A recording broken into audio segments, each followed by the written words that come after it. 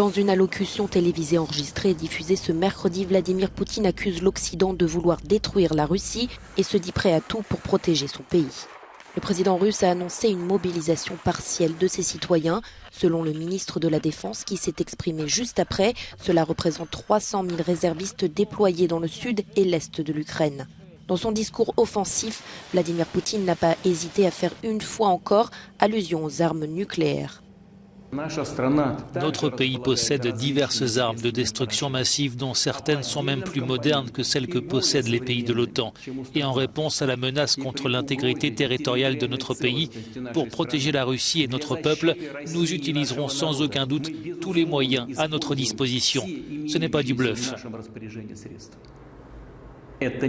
Alors que l'armée de Kiev a récemment regagné du terrain, la Russie a adopté mardi des lois punissant sévèrement la désertion des soldats en mission.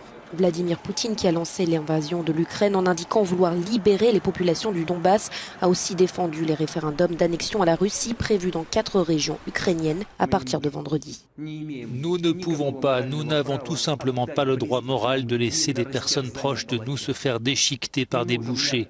Nous ne pouvons pas laisser sans réponse leur désir sincère de définir eux-mêmes leur destin.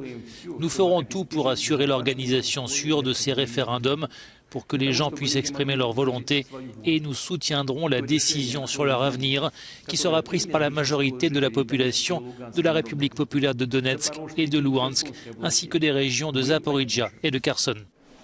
Les déclarations du chef du Kremlin étaient attendues alors qu'une assemblée générale de l'ONU en présence de nombreux chefs d'État est en cours à New York et que beaucoup dénoncent les actions de Moscou.